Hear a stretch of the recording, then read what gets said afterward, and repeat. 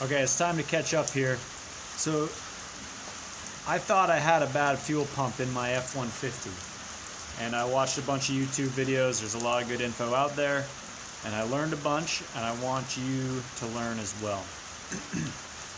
Okay, so the first thing is the truck.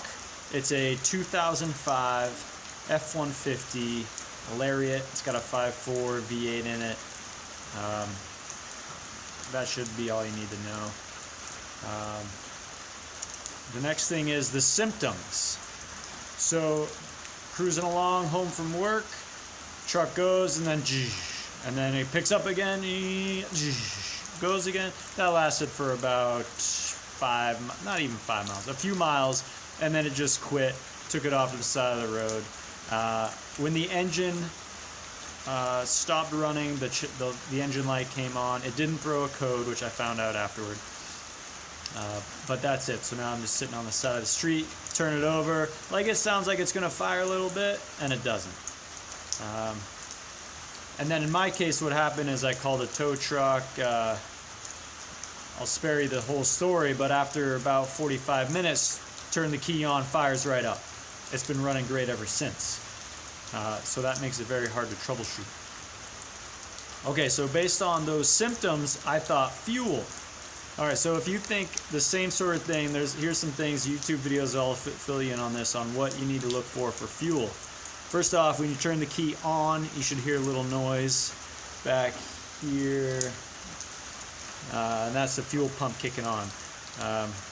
Kind of a high-pitched squeal, but anyway, so you should be able to hear that. If you don't, you should be looking for a fuel relay and a fuel pump fuse. Those are both on the passenger side. YouTube will hook you up with all that. And if you, from there, have figured out that you want to do a fuel pump, here's a couple of things to check out. First off, YouTube says, a lot of guys say either drop the tank or remove the bed. Both are good options. For me, here's the thing, make sure you do this. If you got the crew cab, find out where that fuel pump cap is on the tank. In my case, even if I took the bed off, I wouldn't be able to access that. So that's like, make sure you check that before you pull the bed off. Okay, and maybe the most important thing is don't dive right into the fuel pump. Like, do your due diligence. If you have a code reader, you can check the fuel rail pressure from, there is a sensor on the fuel rail, and in the reader that I have, it comes up as FRP, rail FRP, it's pressure PSI, and I found on YouTube, key on, engine not running is like 35 to 45 PSI, engine running is like 25 to 45 PSI. So if you have pressure at your fuel rail, like that's a good sign that your pump is running. You can buy a gauge, and there's a quick disconnect under the hood where you can tap in a T and check the fuel rail pressure there. I did not do that. Again, another big problem I had was that my truck was running fine all day today too.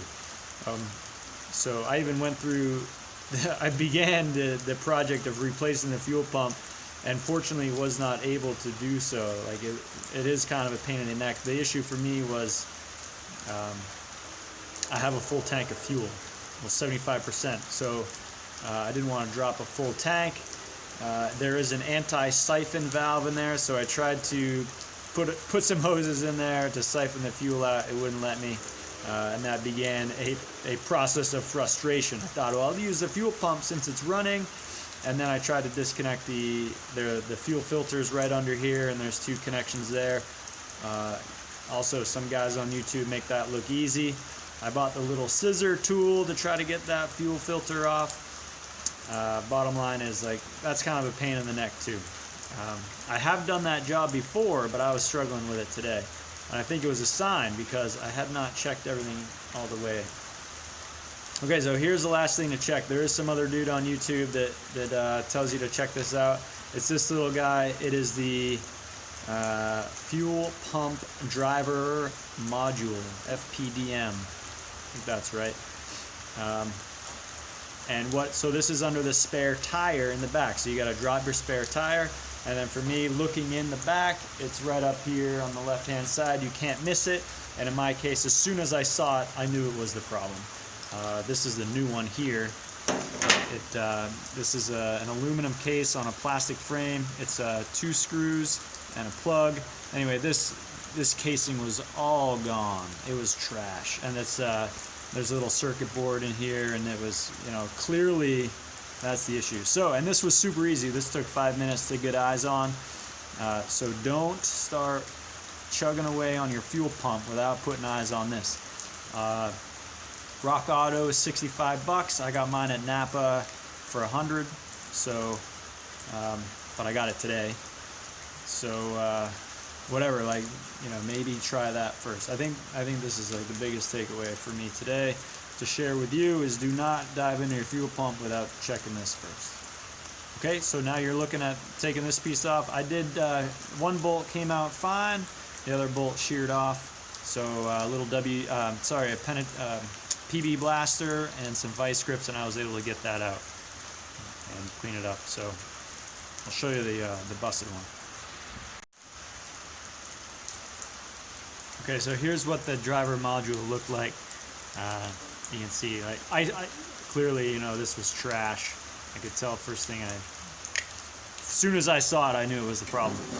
The other thing is that the kit that I have has these little rubber standoffs with it. So that's, I think, Ford's attempt to try to mitigate future corrosion like that.